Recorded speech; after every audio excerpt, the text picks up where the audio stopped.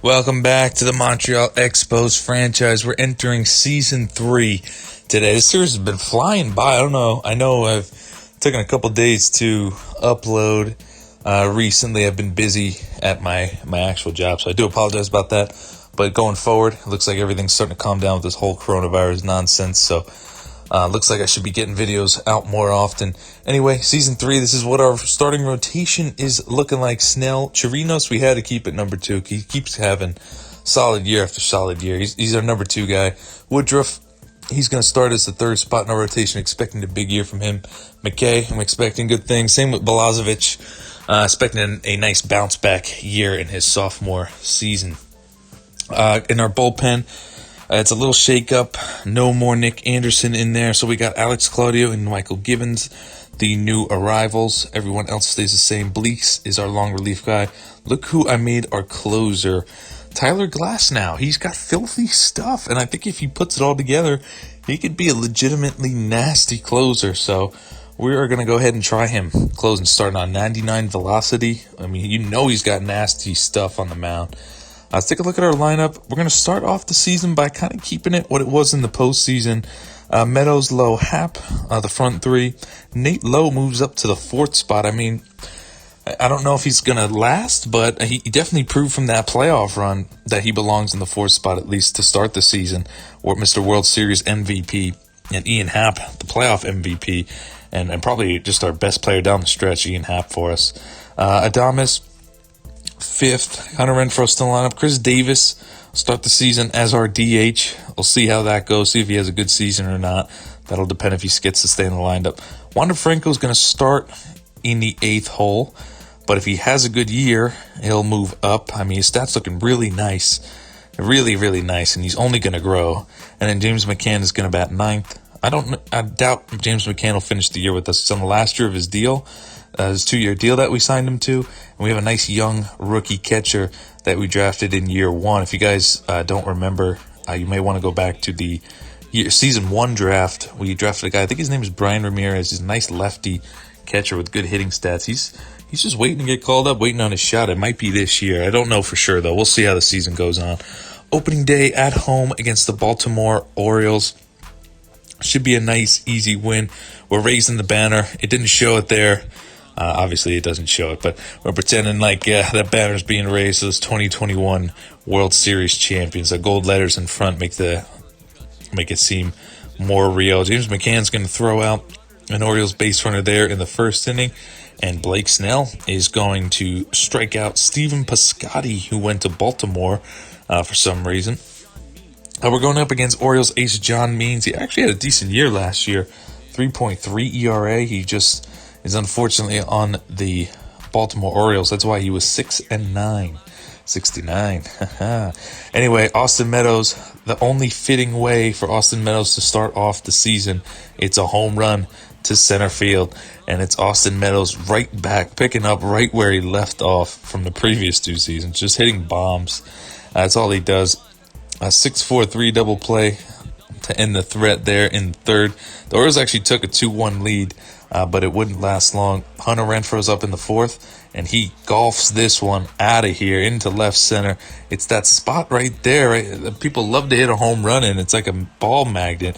You've probably seen a lot of home runs end up in that spot, like where the seats. There's no fans there. It's right in between the seats that are standing up, and the seats that, where the fans are. So I guess that's a magic home run spot. Anyway, Wander Franco up with the bases loaded. He gets a hanging slider and he doesn't miss it. That's in the gap. It is gone over the wall for a grand slam, an opening day grand slam for Wander Franco. What a way to start off the season strong.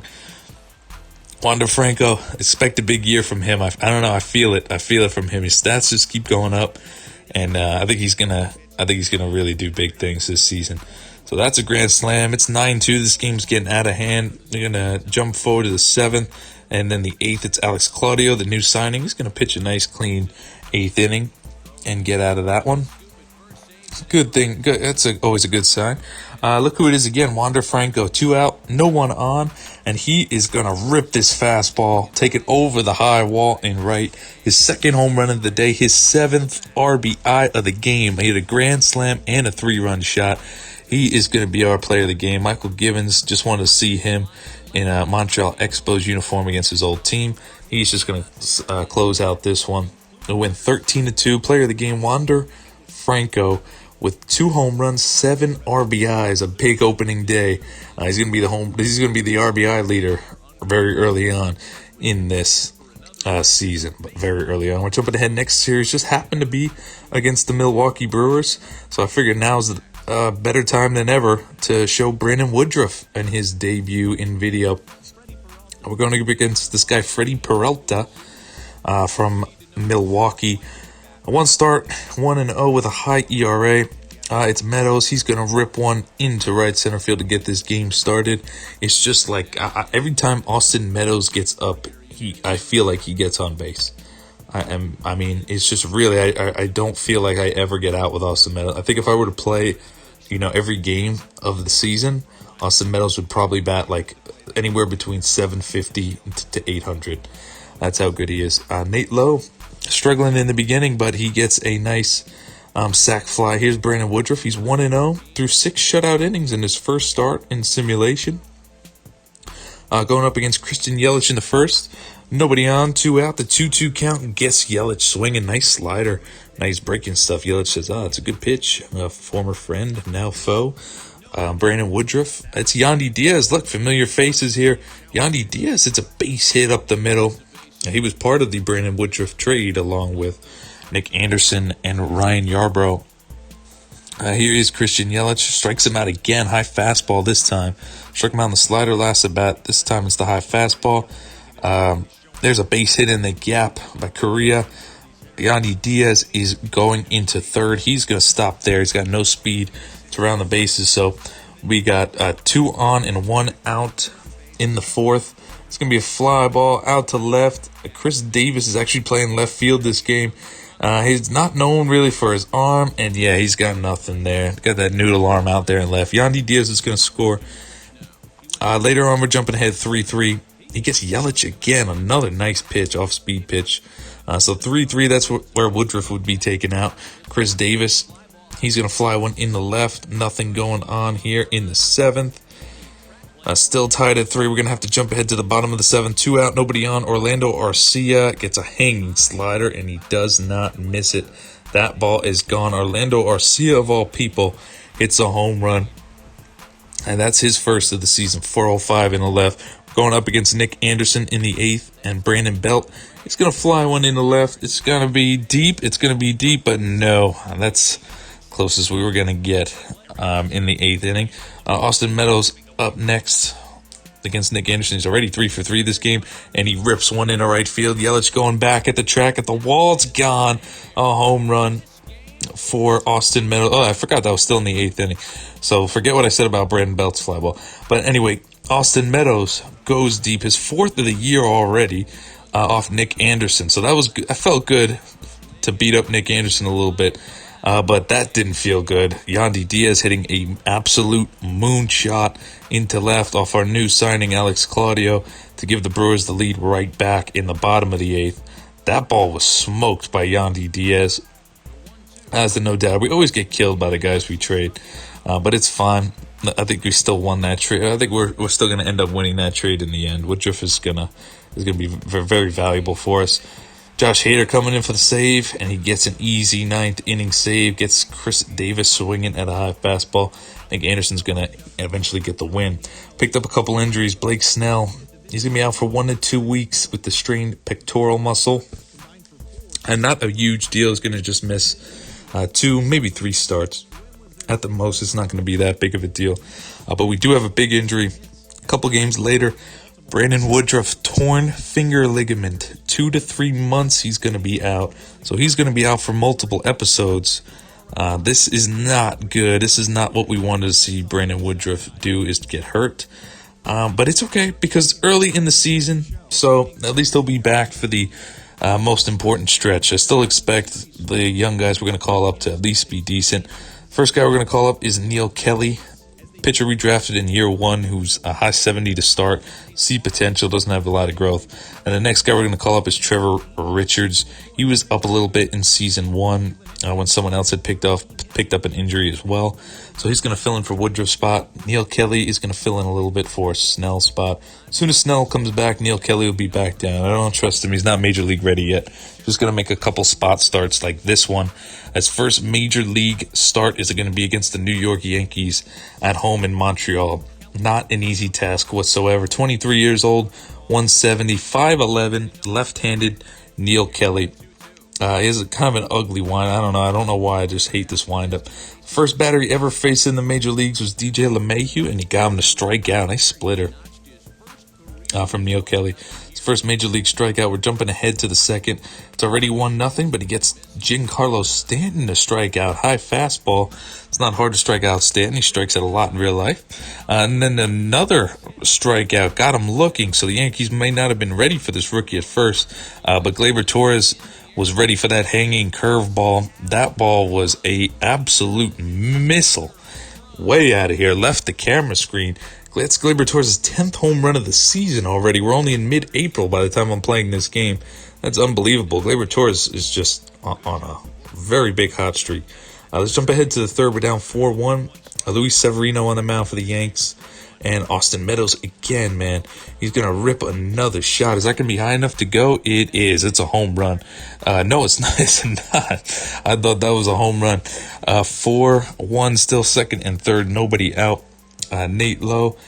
That one is definitely going to be high enough to be out.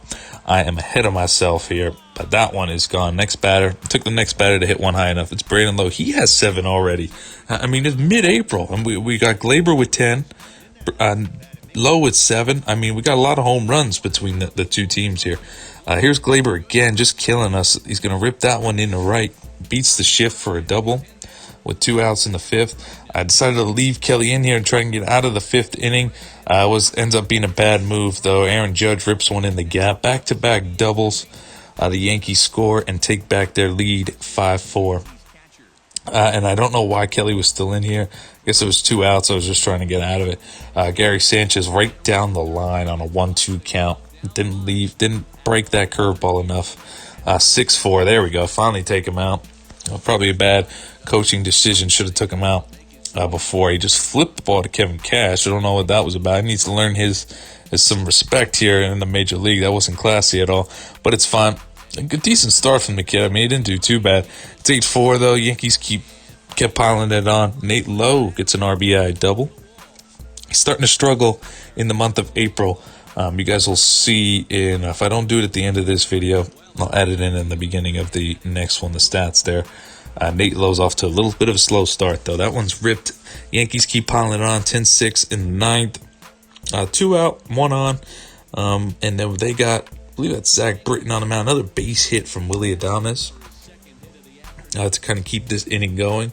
I mean, a home run would make it interesting here at 10-9, the 3-2 count. They put in Chad Green, and Renfroe goes deep into right field. Judge going back. He's at the wall, and he's not going to get it. It's a home run, and it's 10-9 now, Yankees. And all of a sudden, we were down by 4 with 2 outs to go. Now we're only down 1. A big fly from Hunter Renfroe's 8th of the year. Next guy up is Chris Davis, a power bat. He's going to rip a base hit in the left. Just like that, we got the winning run at the plate. This will be an amazing comeback. It's Wander Franco at the dish. And the pitch from Green is going to blow him away. 99 at the top of the zone. So it was almost a great comeback, but it wasn't meant to be. That would have been awesome if we would have came back and won that game.